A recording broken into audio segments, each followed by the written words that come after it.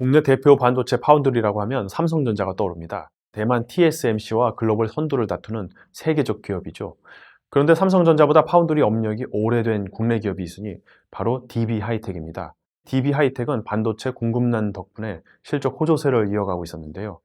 최근엔 이른바 피크아웃, 즉 반도체 수요가 정점을 찍었다는 우려도 나오는 상황입니다. 팹리스들의 파운드리 주문량이 줄어들며 가동률이 함께 줄어들고, 이에 앞으로 파운드리 업체들의 실적을 어둡게 보는 전망들도 나오고 있습니다.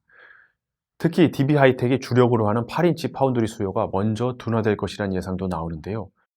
파운드리 시장은 12인치 웨이퍼와 8인치 웨이퍼로 나뉩니다. 삼성전자나 TSMC 등 글로벌 선도 파운드리들은 주로 12인치에서 경쟁합니다. 반면 DB하이텍은 8인치를 주로 다루고 있습니다. 12인치, 8인치는 말 그대로 웨이퍼 사이즈를 뜻하는데, 12인치 웨이퍼로 작업할 때 생산량도 더 많고 칩당 제조 원가를 낮출 수 있습니다. 8인치 웨이퍼는 90나노미터 이하로 반도체 선폭을 미세하게 만들 수 없다는 약점이 있습니다.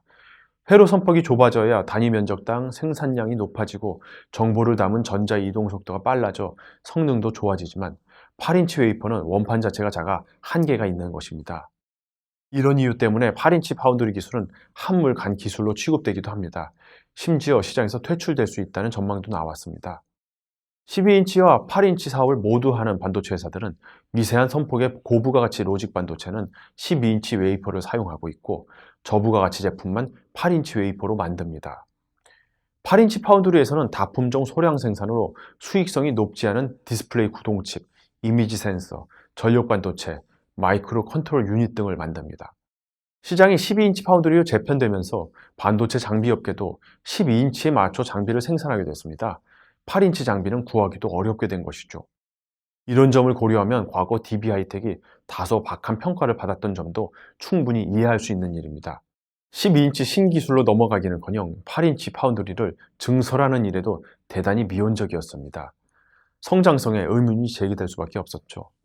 그런데 뜻밖에도 최근 괄목할 만한 실적 호조세가 이어졌습니다.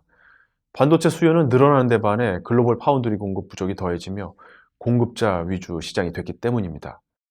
가동률을 최대치로 끌어올린 뒤 딱히 증설을 통해 공급량을 늘리지 않았음에도 가격 상승에 따라 매출이 급증하게 되고 영업이익은 그보다 더 가파르게 늘어나게 됐습니다. 코로나19 팬데믹 이후 반도체 공급난이 심화돼 반도체가 들어가는 자동차 생산 등의 공장이 생산을 중단했다는 소식을 들어본 적이 있으실 텐데요. DB하이텍은 이 공급난의 최대의 수혜자 가운데 하나가 됐습니다. 8인치 장비를 구하기 어렵다는 점도 장점으로 작용했습니다. 설비를 늘리기가 쉽지 않으니 DB하이텍은 물론 다른 경쟁자들도 섣불리 증설을 하기 어려웠고, 이는 공급난 지속과 가격 상승으로 이어졌습니다. 하지만 여기에 DB하이텍의 고민도 있습니다. 8인치 파운드리 사업은 동전의 양면과 같은 속성이 있습니다. 약점인 줄 알았는데 호재로 작용하고, 또 호재인 줄 알았는데 성장에는 한계가 있는 모습입니다. 8인치 파운드리 증설을 하자니 장비를 구하기도 쉽지 않습니다. 12인치로 사업을 더 확장하자니 조 단위의 막대한 자금을 투입해야 하는 데다 12인치 사업에서는 삼성전자나 TSMC와 같은 세계적 기업들과 직접 경쟁해야 하는 부담까지 있습니다. 그렇다고 앉아서 지금 하고 있는 일만 잘하자고 할 수도 없는 노릇입니다. 기업이 혁신을 멈추고 머물러 있으면 언제라도 도태될 수 있기 때문이죠. 무리한 증설 없이 중장기 성장 동력을 마련해야 할 묘책이 필요한 시점입니다. 그런 점에서 화물 반도체를 통해 전력 반도체 시장을 선점한다는 DB하이텍의 계획은 시기적절한 것일 수 있습니다. 최창식 DB하이텍 부회장은 올해 3월 주총에서 세계 최고 수준의 경쟁력을 보유한 전력 반도체 분야에서 그 경쟁력을 더욱 공고히 하여 초격차 기술 우위를 유지하겠다. 신규 공정과 제품에 대한 선진 기술 확보를 통해 시장을 선점해 나가는데 중점을 두도록 하겠다라고 말했는데요. 여기서 말하는 선진 기술에는 전력 반도체 분야에서 급성장하고 있는 화물 반도체 기술이 꼽힙니다. 시장 조사 업체 욜 디벨롭먼트는 화물 반도체 하나인 탄화 규소 전력 반도체 시장이 올해 1조 1천억 원대에서 2030년 12조 2,800억 원까지 확대될 것으로 전망했고요. 또 다른 화물 반도체인 질화관륨 전력 반도체 소자 시장은 2021년에서 2027년 연평균 59% 성장률을 보일 것으로 내다봤습니다. 이런 고성장세는 화물 전력 반도체가 앞으로 시장이 더 커지는 전기차나 신재생에너지 분야에서 널리 쓰일 수 있다는 점에서 비롯됩니다. 실리콘 전력 반도체보다 고열, 고전압에서 잘 견딜 수 있기 때문이죠. DB 하이텍은 2020년 하반기부터 8인치 화물 반도체 연구 개발을 본격화해 2023년 상반기에 샘플을 내놓고 2024년엔 양산 체제도 구축하겠다는 계획을 세웠습니다.